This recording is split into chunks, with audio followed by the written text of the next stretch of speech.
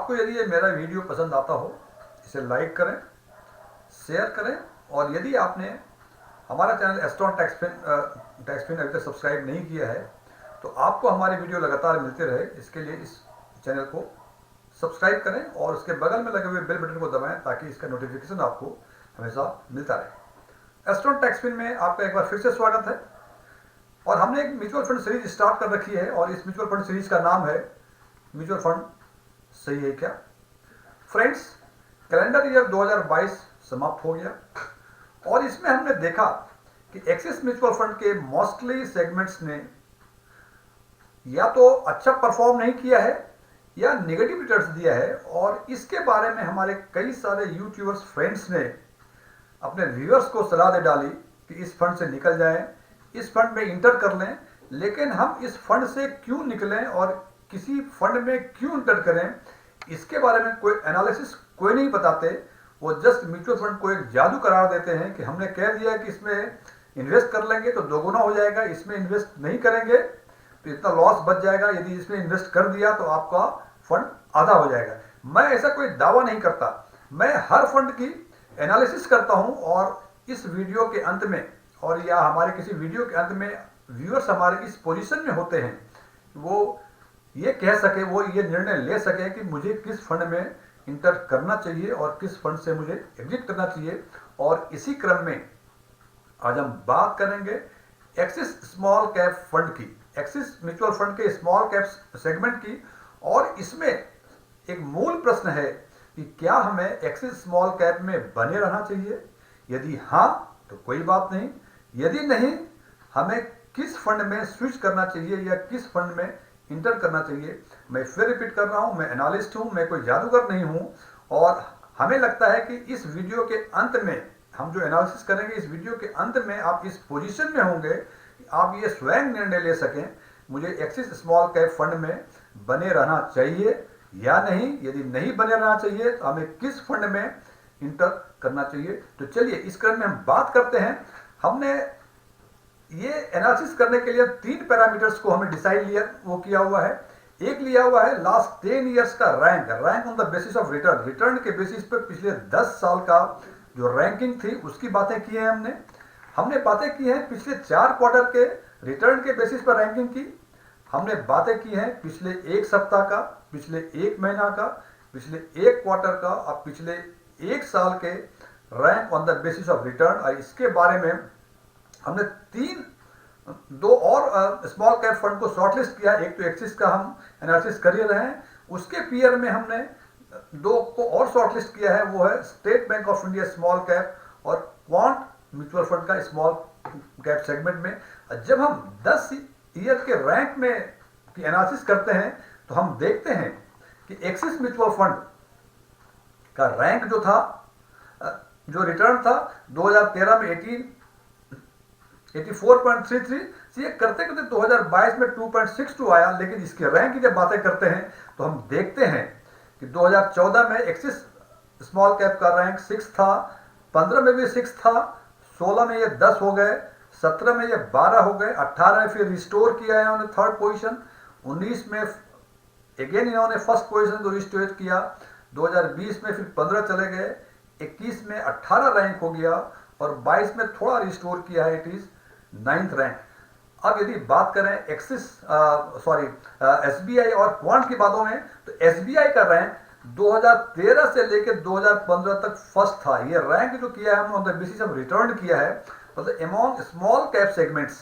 सबसे अच्छा return state bank का 2013 से लेकर 2015 तक था। 2016 में ये फिसल के 11वें पोजीशन पे आ गया, 17 में फिर ये फर्स्ट रैंक में आ गया, 18 में 9th, 19 में 3rd पे, 20 में 6th पे, 21 में 23 पे 23rd एंड 2022 में ये 3rd रैंक पर फिर रिस्टोर किए। और यही तुलना यदि हम क्वांट स्मॉल कैप फंड की करें तो हम देखते हैं कि क्वांट का पोजीशन 2013 में 6 था, 14 में 11, 15 में 8, 16 में 3rd, 17 में 13, 18 में 1st, 19 में 17th और 20 से लेके 22 तक लगातार ये फर्स्ट पोजीशन को बरकरार रखा। ये पोजीशन है एनुअल रिटर्न लास्ट 10 ईयर्स का एनुअल रिटर्न के बेसिस पे उसकी रैंकिंग की है उसके हिसाब से। तो इससे हमें ये लगता है कि 6th rank, 1st rank, 15th rank again 2022 में रिस्टोर किया है। अभी इस पोजीशन में नहीं है कि हम ये बता सकें कि हमें एक्सिस स्मॉल कैप को छोड़ना चाहिए या उसमें बने रहना चाहिए। आगे फिर दूसरे पैरामीटर की बात करते हैं। इसमें हमने पिछले लास्ट 4 क्वार्टर्स का एनालिसिस किया हुआ है, दैट इज मार्च 22 क्वार्टर का, जून 22 क्वार्टर का, सितंबर 22 क्वार्टर का और दिसंबर 22 क्वार्टर का। तो हम देखते हैं कि इन क्वार्टर्स में जो टॉप रैंक थे वो केनरा के स्मॉल थे मार्च 22 में, जून में टाटा के स्मॉल कैप फंड था, सितंबर में यूनियन बैंक का स्मॉल कैप फंड था और दिसंबर 22 में ये क्वांट था। इसमें हम देखते हैं कि न ही एक्सिस था न ही स्टेट बैंक था, लेकिन हम देखते हैं कि उस क्वार्टर में एक्सिस का क्या पोजीशन था। तो हम देखते हैं कि एक्सिस का 4th रैंक था, जून में 7 था, सितंबर में 20 था और दिसंबर में 13 था। यही जब हम क्वांट की बातें जब एसबीआई की बातें करते हैं तो हम क्वांट की बातें करते हैं तो हम देखते हैं ये मार्च में 3rd रैंक था क्वांट का, जून में 22 था, सितंबर में 8 था और दिसंबर में 1st था। और यही जब स्टेट बैंक की बात करते हैं तो हम देखते हैं कि मार्च में ये 11 पोजीशन पे था, जून में 2nd पोजीशन पे था और सितंबर में भी 2nd पोजीशन पे था, लेकिन दिसंबर में ये फिसल के 20वां पोजीशन पे आ गया। फ्रेंड्स, हमने ब्लॉक्स को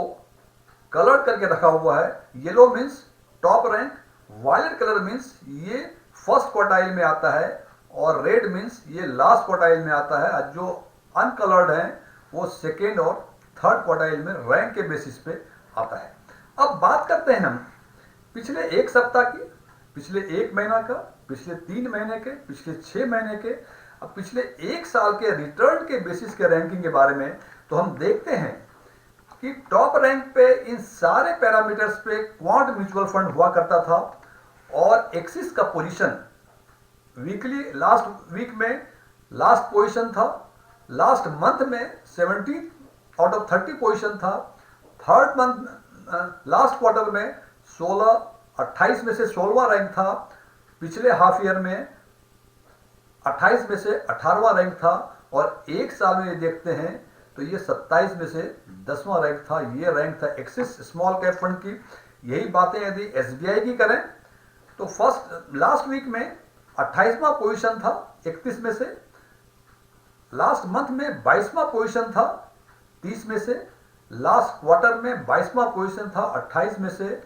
लास्ट हाफ ईयर में 6ठा पोजीशन था 28 में से और लास्ट 1 ईयर में 3रा पोजीशन था 27 में से। और यही बातें करें यदि क्वांट की तो हम देखते हैं कि 1 week, 1 month, 3 month and last half year, last 1 year, इन सब पैरामीटर्स पे